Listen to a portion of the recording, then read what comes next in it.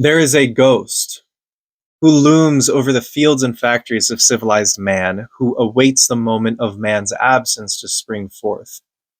This ghost is that force which binds together the tangible wild like the prairie, the forest, the river, and the thunderstorm. It is an instinctual force. It is an intuitive monolith and is recognizable as the shadow who is bound to follow the development of mankind's civilization. There is a modern myth of human history, a story of the development of one species who exists in conflict with a wild jungle through whom this ghost springs forth.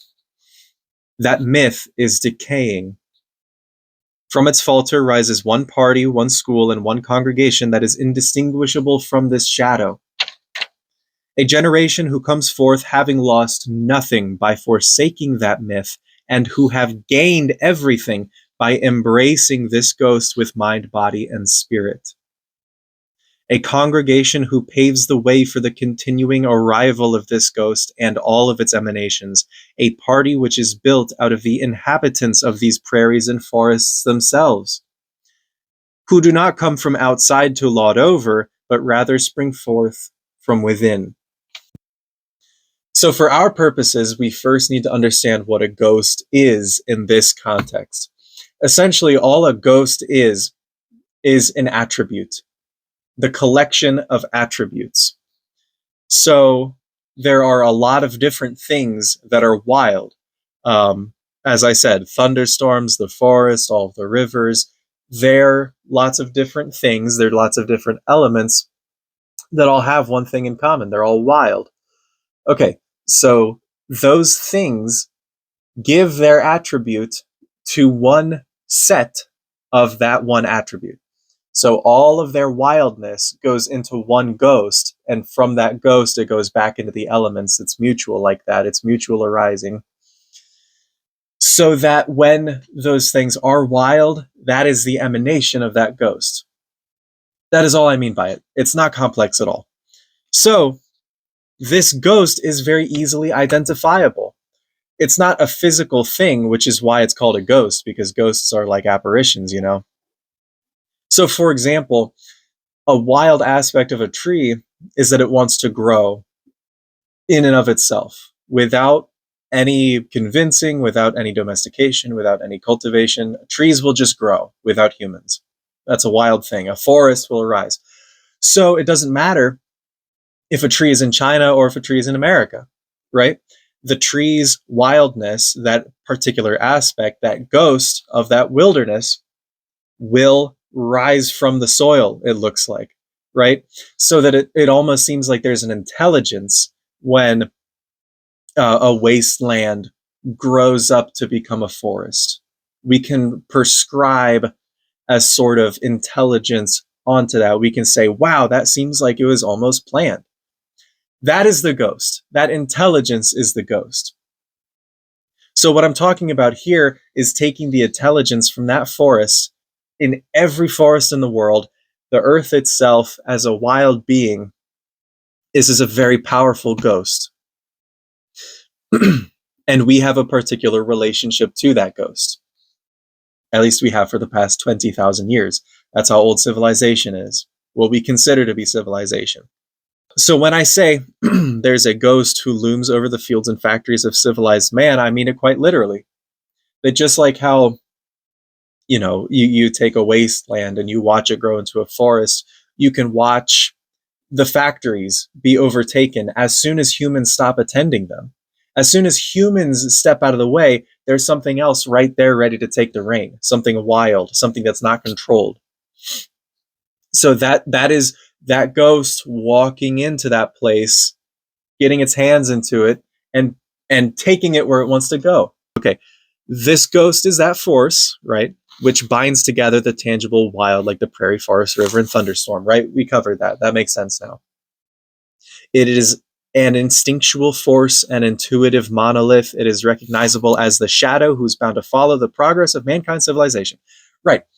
So this is not a mathematical intelligence. This is instinctual. This is intuitive. This is a priori. This is something that exists before cold logic and rationale, all of that. This is just something that happens. You know, it's wordless. It is thoughtless. It just happens just like that. And it is bound to follow the progress of mankind civilization, because mankind civilization is the exact opposite of that. So if we have civilization, that implies there's an uncivilized wild. Okay, all right, all right. There is a modern myth of human history, right? So if we analyze civilization purely from this cold logical rationality, that we essentially cut away half of ourselves, we cut away the wild side. So that's how we get this myth, this civilized myth that we crawled out of a jungle, right? Which is itself an illusion. It's an illusionary tale that we tell ourselves. Right? The story of the development of one species who exists in conflict with a wild jungle, through whom this ghost brings forth. So again, I'm tying, that's where the ghost comes from. That's where this thing emanates from, the continual emanation. That myth is decaying, right? So that myth, over time, we have this story because the story also exists as a ghost. Because if I talk to someone in Ohio and then I talk to someone in California, they both have this myth. It's two of the same, they have the same attribute despite physical difference. So there's a ghost present, right? So that myth is decaying because ghosts also decay. Ghosts are subject to the same impermanence and the same principles of emptiness as we are, as physical beings are. From its falter rises one party, one school, and one congregation, right? So this is like a filter. The civilization is like a filter that's constantly being tested, constantly being pushed. And anytime a crack appears, there are going to be people, there are going to be emanations, people who are possessed, just like when the ghost walks into the factory and has its way with them. Same thing with people. Whole groups of people. And I'll give a good example in just a minute. A congregation who paves the way for the continuing arrival of this ghost and its emanations. This generation who embraces the ghost with mind, body, and spirit. So mind, of course, being philosophy, being the school of thought, the body being the state, being the economy, being the politics, and the spirit being the religion, the tradition. All of those things being connected to this ghost, because that's what it does, is it wants to creep in, it wants to occupy space that's open, because civilization is now lacking.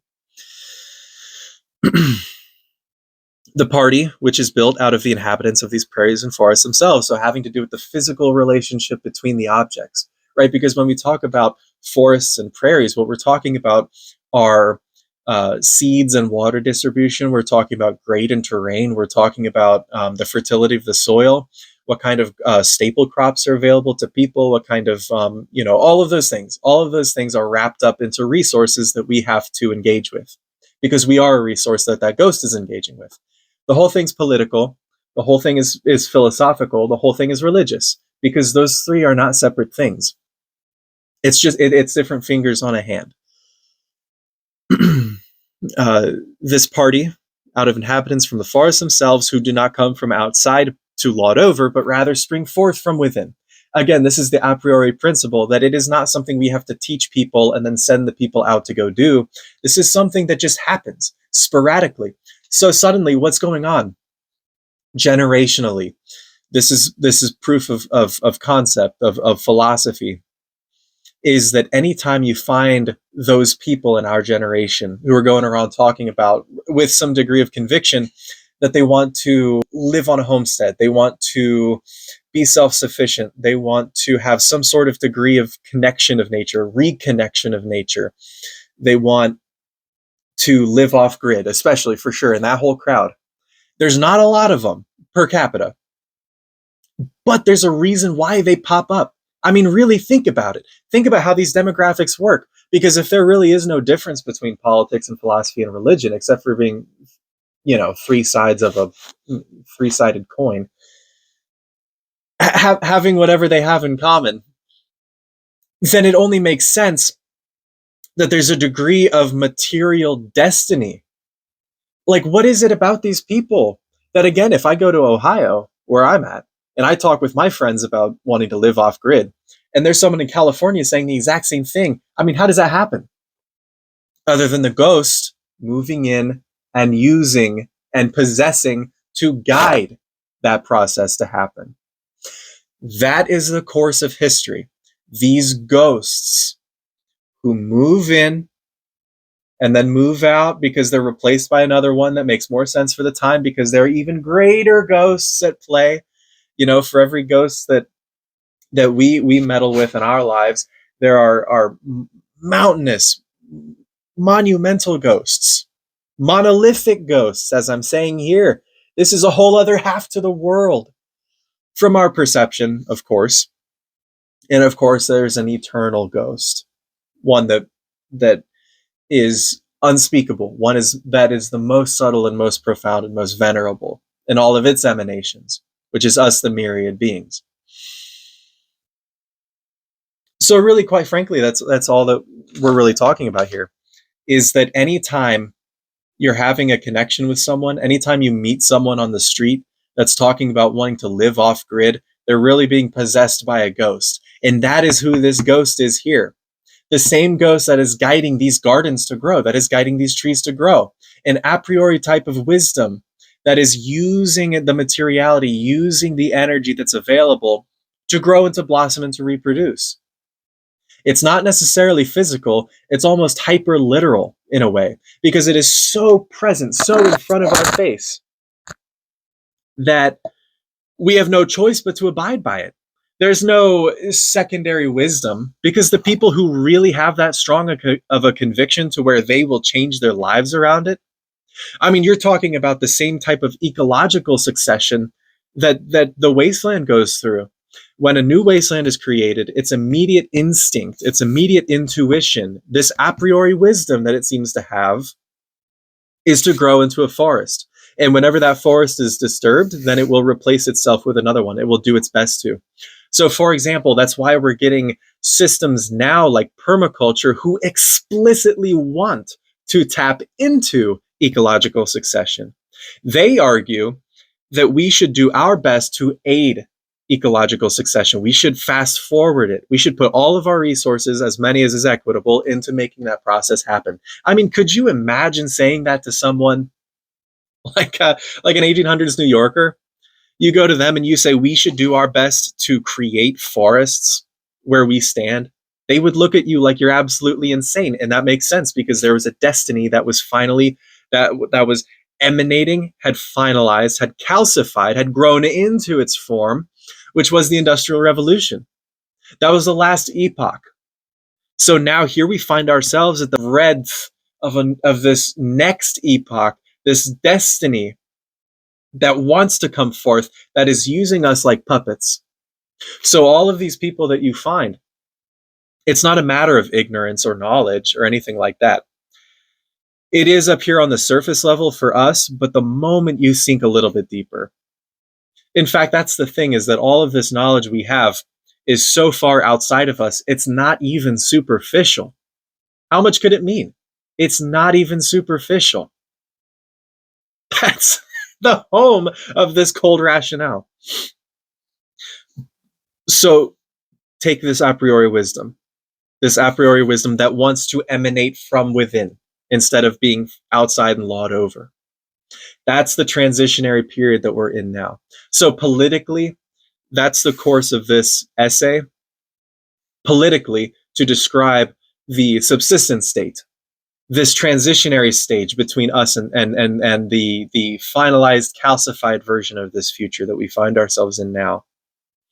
So we, as representatives of this ghost, find ourselves with an a priori mission.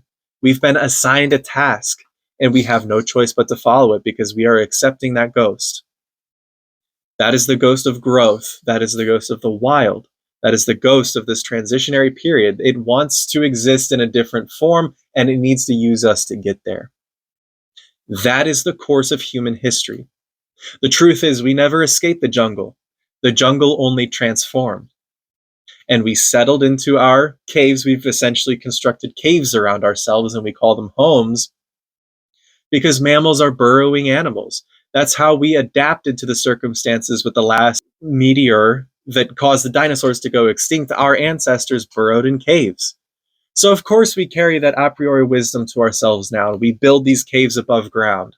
That makes sense. That's our wisdom and our destiny.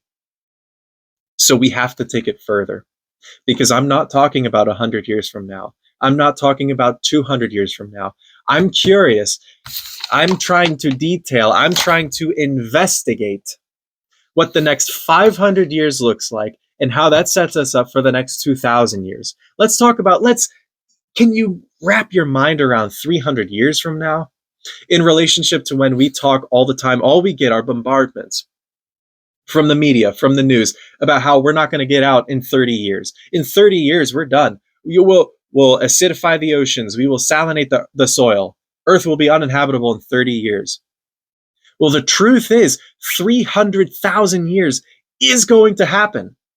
It's just a question of if we're going to be there or not. And what ghosts decide that we are useful enough to use 300,000 years from now. It certainly won't be human. But this congregation who can rise from this period of time to adjust to the ebb and flow of this transitionary state, those are the ones who will be like the mammals for us back then, who survived that catastrophe. So when this catastrophe happens, the ones in the future can look back at us and know that we trusted our a priori wisdom. We took that leap of faith. We engaged with the dialectic. We identified with the negation. We dedicated ourselves to taking that leap of faith, to forsaking the comfort of material things. And so the ones who do that now, the ones who forsake material wealth, are the ones who have the true wealth guaranteed in the future. Thank you.